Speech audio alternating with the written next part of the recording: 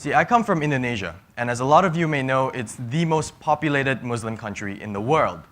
So even though I was born into a Buddhist family, I grew up and I was raised in a very much Muslim environment. So when I say the word Islamophobia, it's a big word. Though by definition and to break it down, it's really quite simple. Islamophobia, a phobia of Islam, a fear of Islam and therefore a fear of anyone associated to Islam. But when you look at the reality of things, Islamophobia is no longer just a fear. It's now a fear that has translated into hatred. It's a fear that has translated into deep resentment towards Islam and Muslims, often provoking violence and resulting in death. The reason Islamophobia is spreading so much is really quite simple. It's because of our association with Islam and terrorism, and in much the same way our association between Muslims and terrorists. But this really shouldn't be the case, because we've put a face where one shouldn't go. We've put a face onto terrorism. We've literally religiously profiled an entire category of criminals. And when you look at the core definition of the word terrorist, there is no mention of race or religion. In fact, what's interesting is when you look at the origin of the word terrorist, it was first used to describe French revolutionists who were fighting for democracy and equality. The word terrorist was first used to describe people who are fighting for what we are trying to defend today. So now we have to ask ourselves, why do we make this association? How did our definition of terrorist become so narrow? And when we ask ourselves that, a few things come to mind. The first things would be, of course, the terrorist groups. We start thinking about the IS, Al-Qaeda, the Boko Haram, and that's just naming a few. The next things would be the terrorist events. This include 9/11, Charlie Hebdo, countless of cases of bombings and genocide all around the world, from Yemen and Nigeria to Jakarta and Bali. But when you think a little bit deeper, that's not really true, is it? Because we have to dig a little bit further back. We have to start thinking about why we think about these cases long before we think about anything else. And the main root of it all is really the media. Because of the way the media has portrayed terrorism to us, has changed our definition of the word. Now, I'll use these two cases as an example. The Guardian wrote an article for each of them. On the top, it's titled The Woolwich Murder. What happened was 2 Muslim men shot down a veteran soldier in the UK who just returned from war. They did this in order to express their, and I say this very loosely, Islamist views. They felt that it was an obligation of their faith. So likewise, the word terrorist was mentioned 6 times, and the word terrorism was mentioned an additional 4 times. Now the next case is the Holocaust museum shooting. What happened was a man who had alleged links to the BNP, the British National Party, a very right-winged party, I might add, went to a public Holocaust memorial, expressed his views that the Holocaust is a conspiracy, the Holocaust is a hoax, and pulled out a gun while he was showing his deep hatred towards Jewish people, but yet somehow the word terrorist and terrorism were completely left out. And this continues to happen, article after article, newsfeed after newsfeed. The media has skewered the word terrorist into Islam in much the same way they've taken words and phrases from the Quran into terrorism. Like jihad, a jihadist, they say. And yes, of course, at one point in the Quran, the jihad did mean a holy war against non-believers. But in much the same way, we don't take Bible verses out of context and understand them in their most literal form. We can't take words and phrases from the Quran and define them by definitions that were set during a historical time of war and colonialism. A time when the very survival of your religion, the very survival of your people depended on the death of another's.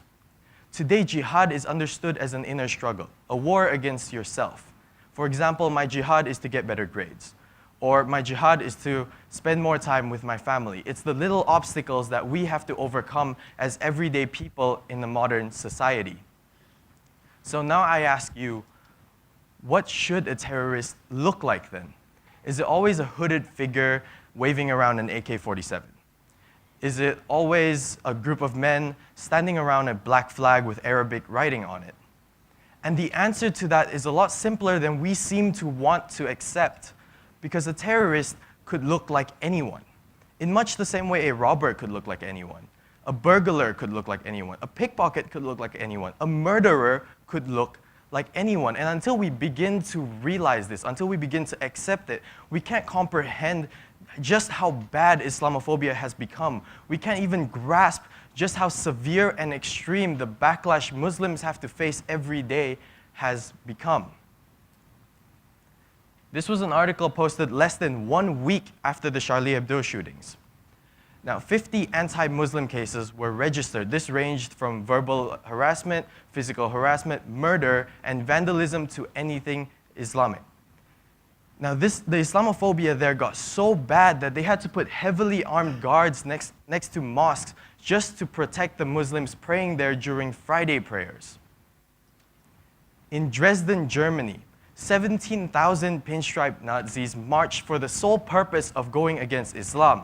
This happened around the end of last year, near Christmas time, so in the holiday spirit, they felt that it would be a good idea to sing Christmas carols, but change the words to ask for the death of all Muslims.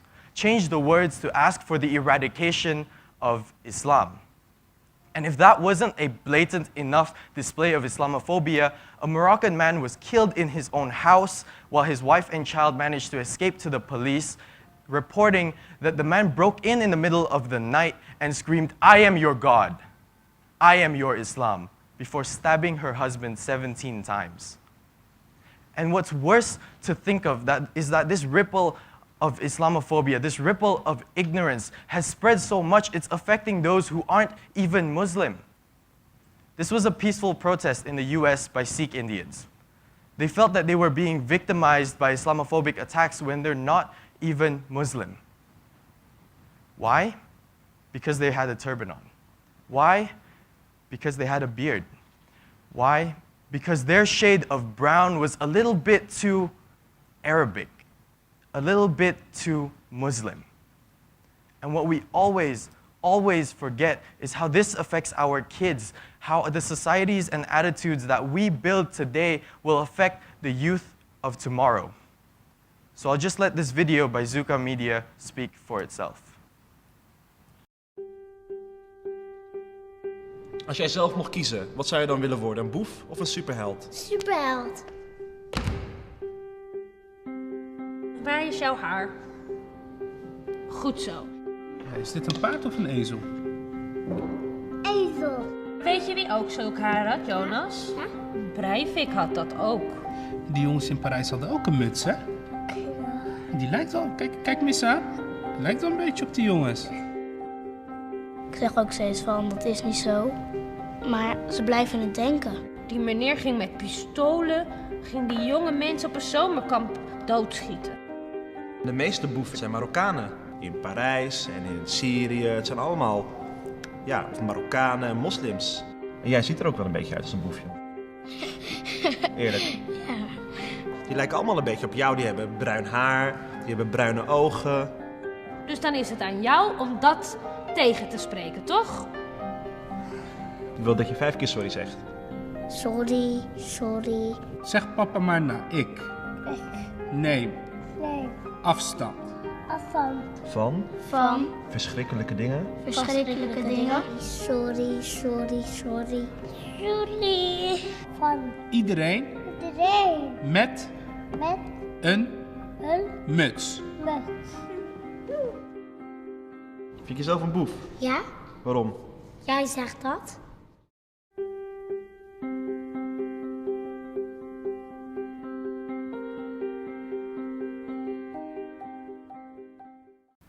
Now rewind 2 seconds back into that video. It said, guilt by association divides us. And that's exactly what's happening right now. In the face of terrorism, in the face of a threat to our society, we somehow choose to divide ourselves further. We choose to resort to Islamophobia. We are making Muslims feel guilty for something they didn't even do.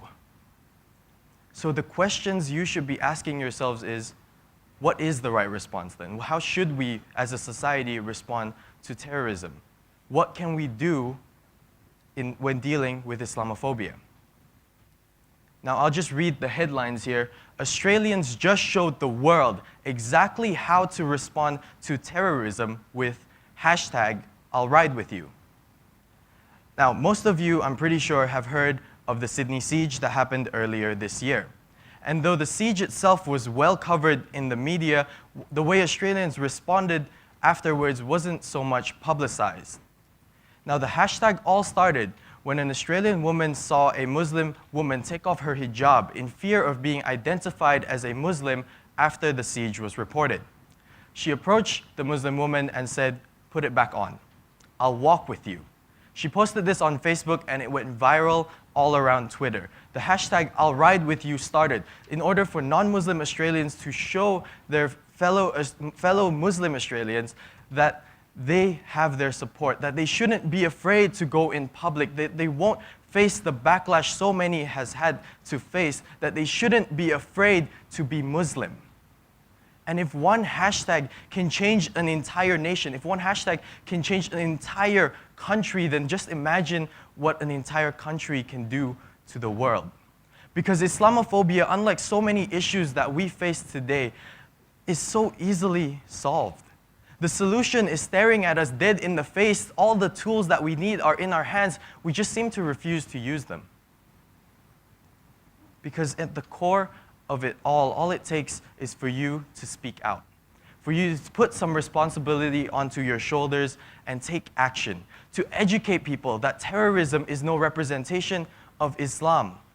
And in much the same way, we already accept that the Westboro Baptist Church, who walk around condemning people to hell for being homosexual and saying that tsunamis and earthquakes are a blessing from a higher being, is no representation of Christianity or any branch of it. So I ask myself this again and again, why am I up here talking to you about how bad Islamophobia has become when it can be solved just like that? So in the name of overcoming Islamophobia, in the name of reaching that very feasible goal of religious and social peace, I want to end with a quote from Dalai Lama. "However the tea is prepared, the primary ingredient is always water. While we can live without tea, we cannot live without water. Likewise, we may be born without religion, but we are not born free from the need for compassion." And that just might be the key word that we need to not only overcome a spreading and very much toxic social pandemic, but to also realize that when dealing with Islamophobia, anyone and everyone can be a hero. Thank you.